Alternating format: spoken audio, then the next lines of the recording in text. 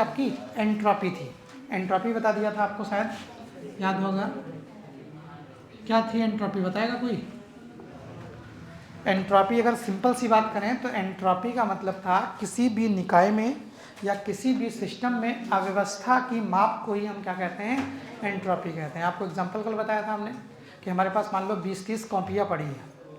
अब हम क्या करें, अलमारी में उन 20-30 कॉपियों को बिल्कुल सिस्टमेटिक रख दें, तो इसका मतलब है कि उनकी एंट्रोपी क्या है, हमने कम कर दी है, क्योंकि अव्यवस्था तो रही नहीं। अव्यवस्था रही नहीं तो इसका मतलब है एंट्रोपी क्या हो गई है, कम हो गई है। अगर हम उन्हीं कॉपियों को ऐसे ही कूड़े कबाड़े की तरह भर देंगे तो इसका मतलब क्या हो गया है कि हमने उनकी एंट्रोपी को क्या कर दिया है, बढ़ा दिया है। मतलब अव्यवस्था की माप को ही हम क्या कहते हैं, एंट्रोपी कहते हैं। अब एक शब्द और आता है एंथैल्पी। एक शब्द इसमें और आता है एंथैल्पी। तो देखिए एंथैल्पी भी कोई एक्स्ट्रा चीज़ नहीं है। एक शब्द होता है आंतरिक ऊर्जा। आपको शायद बता चुके हैं आंतरिक ऊर्जा कि आंतरिक ऊर्जा की बात करते हैं तो जब भी किसी पदार्थ को मैन्युफैक्चर किया जाता है, यानी जब भी किसी पदार्थ को क्या किया जाएगा, बनाया जाएगा, तो उसमें क्या कर दिया जाता है, स्वयं की एक ऊर्जा होती है। जैसे आपको घटना एक बार आत्मा वाली बताई है आपको, ठीक है, कि हमने क्या किया, जब हमको बनाया गया है, आपको बनाया गया है, तो उसमें क्या कर दिया गया है, एक एनर्जी स्टोर कर दी गई, परमानेंट क्या कर दी गई है, एक एनर्जी स्टोर करी गई है। ठीक है, जब उस चीज़ का डिके होगा, डिके का मतलब है समाप्ति होगी उसकी,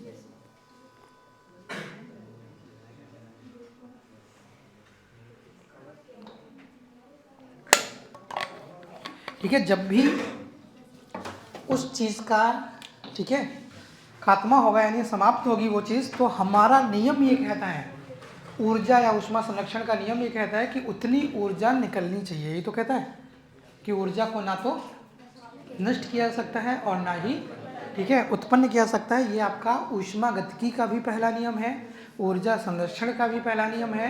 इसी तरह से द्रव्यमान संरक्षण का भी पहला नियम आता है कि द्रव्यमान को ना तो उत्पन्न किया जा सकता है और ना ही नष्ट किया जा सकता है, बस इसे एक रूप से दूसरे रूप में परिवर्तित किया जा सकता है। ये चीज़ों के संरक्षण के नियम होते हैं।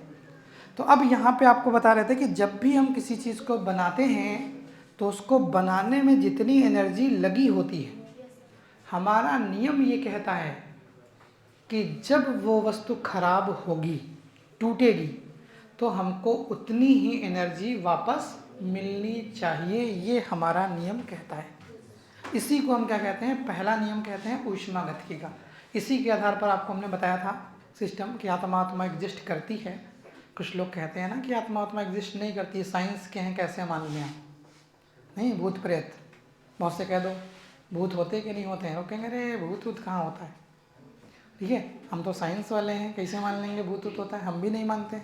ठीक है, तो उसमें कोई बहुत बड़ी बात नहीं है कि आप नहीं मानेंगे, क्योंकि हम भी नहीं मानते हैं उस चीज़ को। लेकिन इतना मानते हैं कि आत्मा होती है। अब अगर आत्मा होती है तो जाहिर सी बात है कुछ ना कुछ तो दिक्कत होगी, क्योंकि आत्मा को साइंस भी एक्सेप्ट करती है। वो किस फॉर्म में एक्सेप्ट करती है, जो आपको हमने कई बार बताई है कहानी, कि जब भी चीज़ों को बनाया गया है तो एक एनर्जी डाल दी गई है, जिसको हमने क्या नाम दिया है, आंतरिक ऊर्जा का नाम दिया है। जब वो वस्तु टूटेगी या ख़त्म होगी तो वो आंतरिक ऊर्जा रिलीज़ होगी, और रिलीज़ होकर कहाँ जाएगी, अपने डेस्टिनेशन तक जाएगी। डेस्टिनेशन का मतलब जहाँ तक उसको पहुँचना था वहाँ तक पहुँचने की कोशिश करेगी। अगर पहुँच गई तो अच्छी बात है, नहीं पहुँच पाई तो पहुँचने का रास्ता खोजेगी कि यार पहुँचना है।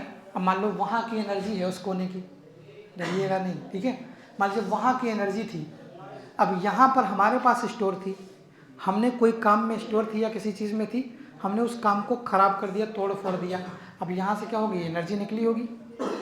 अब वो एनर्जी निकलेगी, कहाँ जाना चाहेगी, वहीं तो जाना चाहेगी वापस। कभी एक बरैया वरैया लगी होती हैं, आप देखिए छत्ते में लगी होती, हटा दो उनको ज़रा सा, फिर वो उड़ाएंगी, कहाँ जाएंगे, फिर वो जाना तो वहीं चाहेंगी। तो वही हाल एनर्जियों का भी होता है, जहाँ से वो आई हैं भूलती नहीं है, वो वहीं पर जाना चाहेंगी। अब अगर वहीं पर जाना चाह रही हैं तो यहाँ से एनर्जी निकली, जाना कहाँ चाह रही, वहाँ जाना चाह रही। अगर वहाँ पहुँच गई तो अच्छी बात है, अगर वहाँ नहीं पहुँच पाई तो यहीं कहीं घूम रही होगी। हम आत्मा की नहीं बात कर रहे हैं, हम ऊर्जा की बात कर रहे हैं। ठीक है, जो ऊर्जा निकली है वो अपने डेस्टिनेशन तक जाना चाहती है, वहाँ तक नहीं पहुँच पा रही है। तो अब क्या होगा, इसका मतलब ये है कि यहाँ से ऊर्जा निकली है, कहीं घूम घाम रही होगी। अब जाना यहाँ था, ऊर्जा उधर चली गई। अब उधर चली गई, अब ऊर्जा आप जानते हैं कार्य करने की क्षमता भी तो होती है। हमारे पास ऊर्जा है तभी तो आपको हम धक्का उक्का मार सकते हैं, ऊर्जा नहीं है तो धक्का नहीं मार पाएंगे। तो अब होता क्या है, समस्या यही होती है। अब पता चला ऊर्जा इधर की बजाय उधर भटक रही है, उधर है ऊर्जा। अब हम जा रहे थे उधर आराम से, दिखेगी तो है नहीं ऊर्जा कि दिखेगी। अब जा रहे थे, सामने वही ऊर्जा टकरा गई। अब हुआ क्या, ऊर्जा हमको दिख तो रही नहीं, हम जा रहे थे आराम से, जाते जाते एकदम से फट्टे से गिर पड़े। अब हमारे मुंह से क्या निकलेगा, ये तो निकलेगा भूत, ऐसा ही कुछ शब्द निकलेगा कि भूत या आत्मा। क्यों, क्योंकि दिख तो कुछ रहा नहीं है, और उठा के अलग से पटक दिया किसी ने, तो ऐसा लग रहा है कि भैया कुछ ना कुछ तो होगा। तो वो भूत आत्मा कुछ नहीं है, वो एक एनर्जी है जो अपने डेस्टिनेशन तक अभी नहीं पहुंच पाई है। ठीक है, इंतज़ार कर रही है पहुंचने का। जब पहुंच जाएगी तो वो प्रोसेस ख़त्म हो जाएगा, लेकिन अभी वो पहुंची नहीं है। तो जब अभी पहुंची नहीं है तो उसके मार्ग में जब हम जाएंगे, वो हमसे अगर टकरा गई तो हम पता चला गिर गए। अब लग रहा है कि है कुछ नहीं वहाँ सामने और हम गिर गए। अब दूसरे को बताया, भैया वहाँ मत जाना, वहाँ भूत है। भूत नहीं है, वो एक तरह की आंतरिक एनर्जी है और कुछ नहीं है। तो एनर्जी ही होती है, आत्मा को भी क्या माना जाता है, एनर्जी ही माना जाता है। और जैसे कई बार बताएं आपको, जैसे इधर के सिद्धांत कहते हैं ऊष्मा को ना तो उत्पन्न किया जा सकता है ना तो नष्ट किया जा सकता है, बस एक रूप से दूसरे रूप में परिवर्तित हो जाती है। यही गीता में भी तो कहा गया है, आत्मा अजर और अमर है। आत्मा को तो ना तो नष्ट किया जा सकता है ना तो उत्पन्न किया जा सकता है, बस आत्मा एक शरीर छोड़कर दूसरे शरीर को ग्रहण कर लेती है। तो ये आत्मा का प्रथम नियम हो गया। ठीक है, जैसे आप ही कह सकते हैं यहाँ पे क्या होता है, ऊष्मागतिकी का प्रथम नियम है, वैसे वहाँ का नियम। तो वो है क्या, अगर वो सिद्धांत बताया गया है तो वो सिद्धांत क्या है, ऊष्मागतिकी का ही तो प्रथम नियम है, या ऊर्जा संरक्षण का ही तो नियम है एक, जिसको क्या कर दिया गया है, गीता के शब्दों में भगवान श्री कृष्ण ने बता दिया कि भैया ये ऐसा ऐसा है। जबकि वो है क्या, एक फिजिक्स का ही लॉ है, आप कह सकते हैं कि ऊर्जा है अगर तो नष्ट नहीं होने वाली है वो। तो ये आपके क्या है, संरक्षण है। अब इनमें जो ऊर्जाएं जनरेट थी खुद की, वो क्या होती है, आंतरिक ऊर्जा होती है। अब देखिए एंथैल्पी कुछ अलग नहीं है। एंथैल्पी क्या है, यदि उसी आंतरिक ऊर्जा को, समझ रहे हैं, जिस आंतरिक ऊर्जा की हम बात कर रहे हैं, अगर उसी आंतरिक ऊर्जा को स्थिर दाब पर ले लिया जाए, काहे पर ले लिया जाए, स्थिर दाब पर मेजर कर लिया जाए, स्थिर दाब स्थिर रखा जाए और उस आंतरिक ऊर्जा को नापा जाए, तो वो आंतरिक ऊर्जा ही क्या हो जाती है, उस चीज़ की एंथैल्पी हो जाती है। समझ रहे हैं, यानी आंतरिक ऊर्जा को यदि क्या कर दिया जाए, स्थिर दाब पर नाप लिया जाए, तो वो चीज़ क्या हो जाती है, आपकी एंथैल्पी बन जाती है। समझ रहे हैं। इसके बाद फिर और एक दो चीज़ें आती हैं, गिब्स एनर्जी वगैरह, वो आपके कोर्स में है नहीं, लेकिन हम सुना दे रहे हैं आपको, ज़रा सा सुन लीजिए। गिब्स एनर्जियाँ जो होती हैं, गिब्स ऊर्जाएँ, वो होती क्या हैं, जैसे हमने क्या किया, किसी एक चीज़ को एक चीज़ में मिलाया, तो जब मिलाएंगे तो इनसे मिलकर उत्पाद यानी प्रोडक्ट बनेगा कि नहीं बनेगा।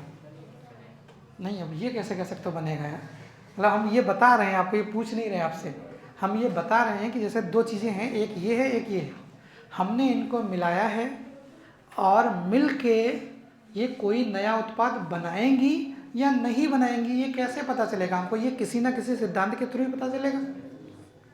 जैसे हम क्या करते हैं, कहीं पर कोई चीज़ मिलाते हैं, पता चला कोई चीज़ काम की बन गई, कहीं पर कोई चीज़ मिला के एक्सपेरिमेंट करें, ख़राब हो गई। ख़राब होने से मतलब है, पता चला पानी रखा था या दूध रखा था, उसमें चीनी मिला दी, सोचा मीठा हो जाएगा, मिलाया, पी के देखा, वाह मीठा हो गया, पी लिया आराम से, एक्सपेरिमेंट ही तो था ये, मीठा हो गया, काम हो गया। वहीं हम दूसरी चीज़ बनाने की कोशिश करते हैं, हम सोच रहे थे लाओ दूध रखा है, 2-3 नींबू निचोड़ लें और पी लेंगे बढ़िया खट्टा खट्टा पानी वहीं डाल के। अब क्या कर दिया आपने, उसमें नींबू निचोड़ दिया, अब क्या हो गया, वो तो फट गया। ठीक है, फट गया।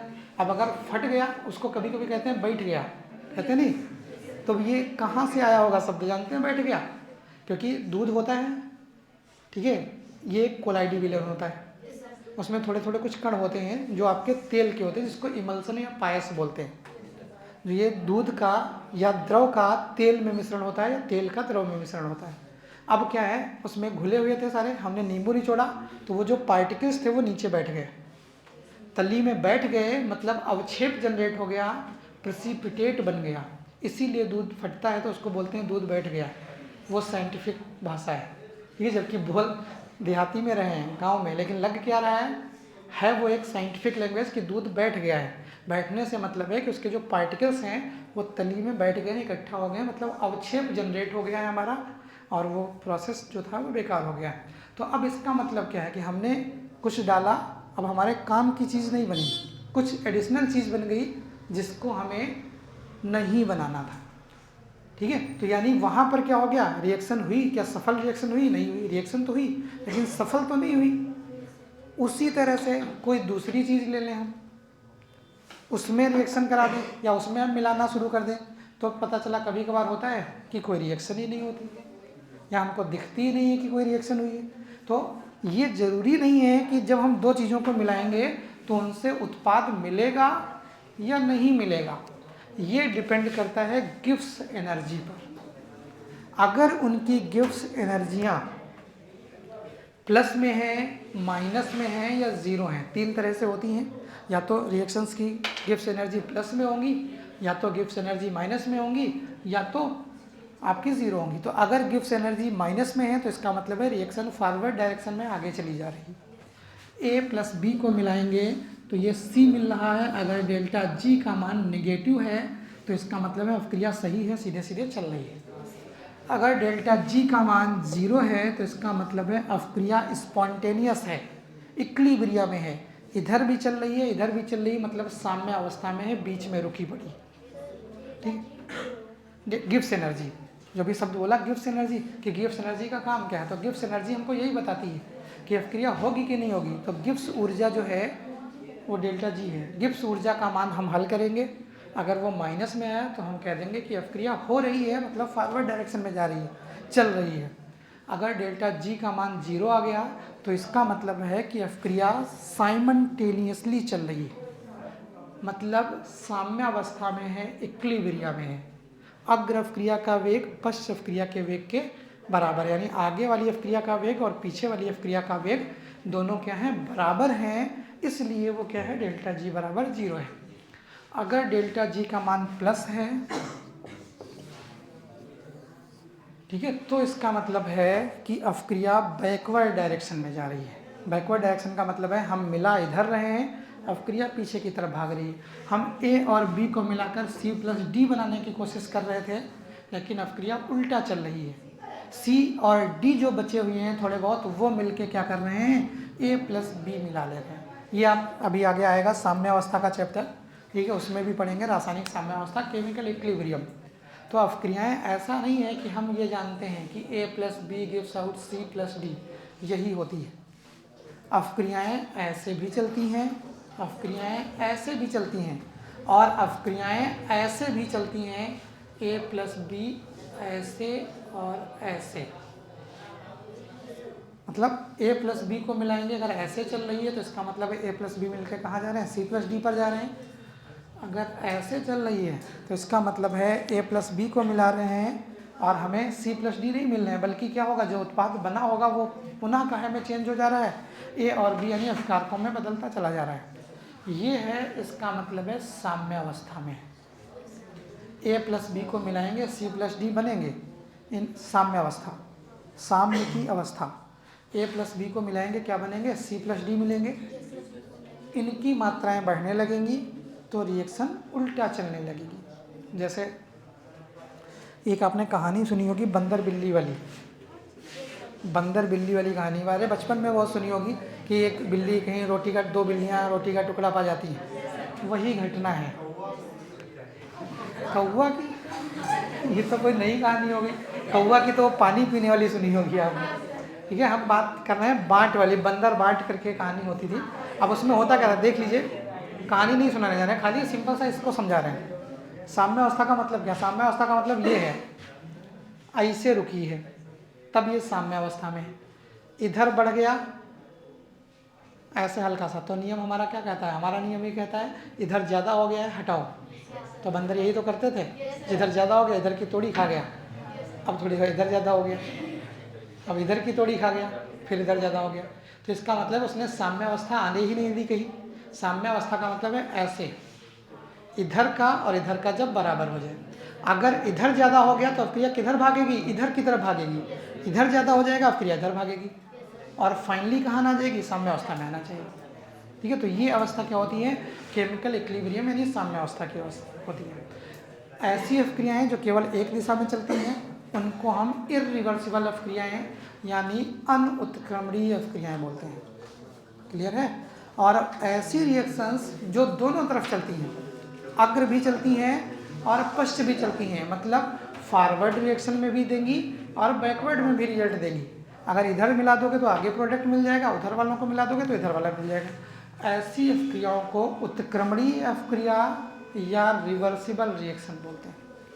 उत्क्रमणीय या रिवर्सिबल रिएक्शंस बोलते हैं। ये आप अगले चैप्टर जब आएगा उसमें और थोड़ा डिटेल से पढ़ेंगे। तो ये आपका किस्सा हो गया काहे का, थर्मोडायनामिक्स, या आप कह सकते हैं जो आपका ऊष्मागतिकी है उसका हो गया। ठीक है, अब आपको क्या करना है, लिखना है थोड़ा बहुत, तो लिख लीजिए थोड़ा बहुत। चैप्टर है आपका ऊष्मागतिकी, तो पहली हेडिंग भी ऊष्मागतिकी ही डाल लीजिए, पहली हेडिंग ऊष्मागतिकी ही डाल लीजिए। पहले ये तो जाने कि ऊष्मागतिकी है क्या, पढ़ेंगे तो बाद में। तो ऊष्मागतिकी की बात करें तो क्या होना चाहिए ऊष्मागतिकी, बताएं। यानी ऐसी रसायन विज्ञान या ऐसी केमिस्ट्री जिसमें किसी भी अवक्रिया पर ऊष्मा के प्रभाव का अध्ययन किया जाए, या ऊष्मा के प्रभाव में उसमें क्या परिवर्तन हो रहे हैं इस चीज़ का अध्ययन किया जाए, वो केमिस्ट्री क्या कहलाती है, ऊष्मा रसायन, थर्मोकेमिस्ट्री या ऊष्मागतिकी कहलाती है। तो लिख लीजिए, रसायन विज्ञान की वह शाखा, रसायन विज्ञान की वह शाखा जिसमें, रसायन विज्ञान की वह शाखा जिसमें किसी वस्तु पर, जिसमें किसी वस्तु पर ऊष्मा के प्रभाव का, जिसमें किसी वस्तु पर ऊष्मा के प्रभाव का अध्ययन किया जाता है, या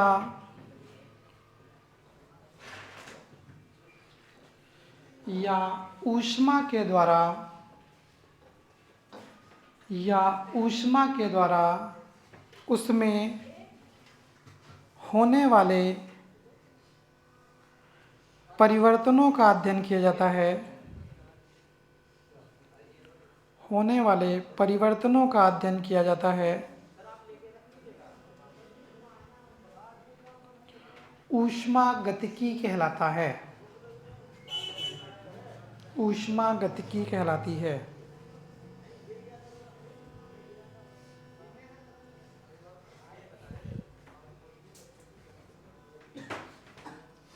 ठीक है, अब देखिए उसके बाद कुछ चीज़ें होती हैं कि ऊष्मागतिकी का महत्व क्या है, उसके उपयोग क्या हैं, कारण क्या हैं, उसकी सीमाएं क्या हैं।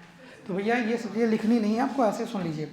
अगर हम ऊष्मागतिकी के यूजेस की बात करें तो ऊष्मागतिकी की सहायता से ही हमको ये पता लगाया जा सकता है, या हम ये पता लगा पाते हैं कि कोई जो वस्तुएं हैं उनको होने के लिए ऊष्मा चाहिए है कि ऊष्मा प्राप्त होगी।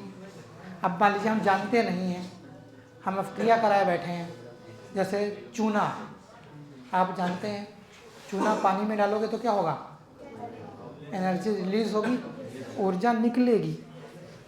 ठीक है, चीनी को पानी में डालोगे तो ऊर्जा चाहिए होगी, घोलने के लिए चाहिए होती नहीं होती। अब वो ऊर्जा देने का प्रोसेस कोई भी हो, चाहे हिला हिला के ऐसे ऊर्जा दें उसको, चाहे ऐसे ऐसे करके शरबत घोलें ऊर्जा दें, चाहे उसको गर्म कर दें तब भी चीनी घुल जाएगी। यानी चीनी को अगर पानी में घोलना है तो हमको ऊष्मा देनी पड़ती है। अगर हमें चूने को पानी में घोलना है तो हमको ऊर्जा प्राप्त होती है। अब हमको ये पता नहीं है, हम क्या करें पड़े हैं, चूने को पानी में डाला, गैस पे भी रख दिया कि गर्म हो जाए। अब क्या होगा, इतनी एनर्जी उसके पास पहले से निकल रही है कि पात्र खुद इतना गर्म हो जाता है। कभी अगर छुआ हो आपने, चूना वूना घोला गया हो पुताई उताई के लिए, तो देखिए कितना गर्म हो जाता है पात्र। तो इसका मतलब है वो एक्सोथर्मिक रिएक्शन है कि वहाँ पे क्या है, ऊष्मा क्षेपीय क्रिया है कि ऊष्मा ऑलरेडी इतनी तेज निकल रही है, अगर हम और ऊष्मा दे देंगे तो विस्फोट की संभावना रहेगी। पता चला आप कर कुछ और रहे थे, भर्ती हो गए अस्पताल में, ठीक है, पुताई करने जा रहे थे, ध्यान दिया नहीं, अब वहाँ जले पड़े हैं। तो यानी कहने का मतलब है इसकी सहायता से हमको ये भी पता लग पाता है कि कौन सी क्रियाएँ किस प्रवृत्ति की हैं, यानी किसके लिए ऊष्मा देनी है और किसके लिए ऊष्मा हमको चाहिए है, पहली चीज़। दूसरी चीज़ है, इसी की सहायता से हमको ये पता लग पाता है कि जो वस्तुएं हैं, वस्तु गर्म ठंडी नहीं पता चलती है, इसमें ये पता चलता है कि एक वस्तु दूसरी वस्तु के सापेक्ष किस टेम्परेचर पर है, दूसरी वस्तु के सापेक्ष क्या है, गर्म है या ठंडी है या क्या है। इस तरह की चीज़ें हमको क्या होती हैं, पता चल पाती हैं, किसके थ्रू, ऊष्मागतिकी के थ्रू, पहली चीज़। अगली है ऊष्मागतिकी का लिमिटेशंस की बात करें, सीमाएं, तो ऊष्मागतिकी क्या करती है, वो ग्रुप ऑफ पार्टिकल्स को रिप्रेजेंट करती है, मतलब कणों के समूहों को रिप्रेजेंट करती है। अगर ऊष्मा की बात करेंगे तो क्या कहीं एक कण लेंगे, पता चला पानी का एक अणु लिया है, उसको गर्म करे बैठे हैं, ऐसा हो पाएगा कहीं? बूंद की बात नहीं कर रहे हैं, बूंद में तो बहुत सारे कण होंगे, आप सोच रहे हो बूंद की बात कर रहे हैं, बूंद को तो गर्म किया जा सकता है, बूंद की बात नहीं कर रहे हैं, हम एक अणु की बात कर रहे हैं। H2O का एक अणु लिया और उसको क्या कर दिया, गर्म करना शुरू किया, वहाँ पे कोई परिणाम दिखाई पड़ेगा? नहीं दिखाई पड़ेगा, क्योंकि ये क्या है, सिस्टम ही ऐसा है कि कॉम्बिनेशन में चाहिए हमको।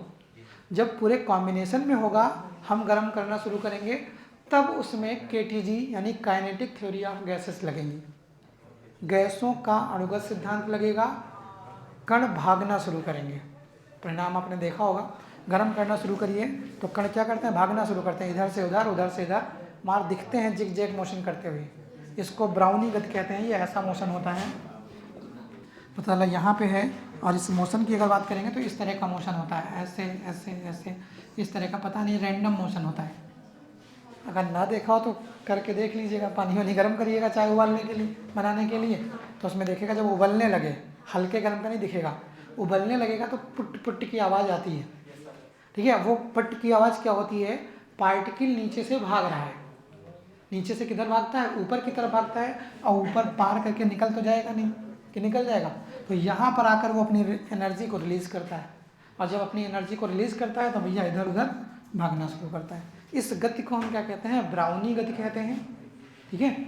जो ये मोशन है इसको ब्राउनियन मोशन या ब्राउनी गति कहते हैं, ठीक है। ये इसके कुछ सीमाएं या आप जो भी कह लें, ठीक है, यूजर्स कह लो, महत्व कह लो, या जो कुछ भी कह लो। अब उसके बाद इसमें क्या पढ़ने हैं हमको, ऊष्मागतिकी के नियम पढ़ने हैं। तो आप पहली हेडिंग डाल लीजिए, ऊष्मागतिकी का प्रथम नियम।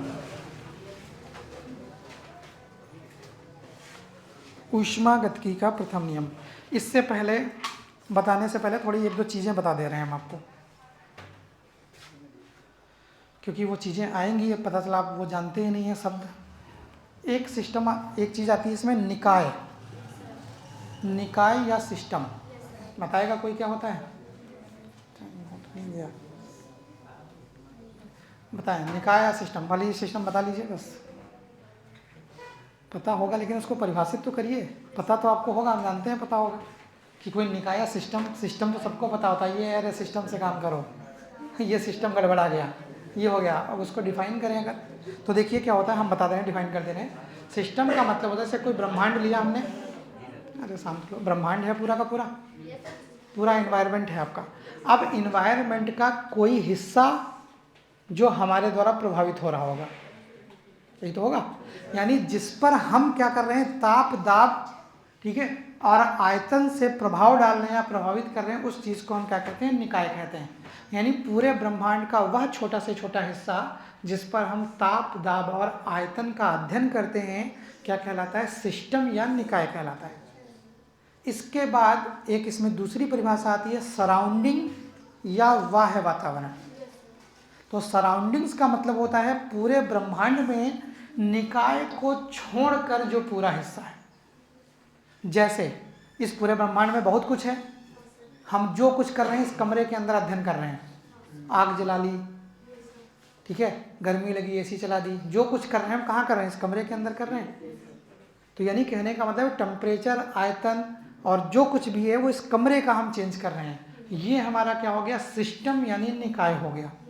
इस कमरे को छोड़कर इसके बाहर जितना जो कुछ भी है वो आपका सराउंडिंग यानी बाह्य वातावरण हो गया। तो ब्रह्मांड दो चीज़ें, सिस्टम प्लस सराउंडिंग इक्वल्स ब्रह्मांड यानी पूरी चीज़। तो जिस पर हम अध्ययन करते हैं इन चीज़ों का उसको हम क्या कहते हैं, सिस्टम बोलते हैं, निकाय बोलते हैं। जिस वस्तु पे अध्ययन करते हैं उसको बॉडी बोलते हैं, ठीक है। जैसे शब्द यूज होता है ना, ये बॉडी, रिजिड बॉडी, ये बॉडी, वो बॉडी। तो जिस चीज़ पर हम अध्ययन कर रहे हैं उस चीज़ को हम क्या बोलते हैं, बॉडी या पिंड बोल देते हैं। जिस पूरे के पूरे इस हिस्से पर हम अध्ययन कर रहे हैं उसको हम क्या बोलते हैं, निकाय या सिस्टम बोल देते हैं। इसके अतिरिक्त जो बाहर का सिस्टम होता है उसको हम बाह्य वातावरण या सराउंडिंग्स बोल देते हैं, ठीक है। तो ये चीज़ें आती हैं कि सराउंडिंग में ऊष्मा आदान प्रदान क्या होना चाहिए, क्या नहीं होना चाहिए, इस तरह की चीज़ें, ठीक है। इसको अब अगले दिन पढ़ाएंगे, ठीक है। 9 बज गया आपका, स्कूल जाइए आप।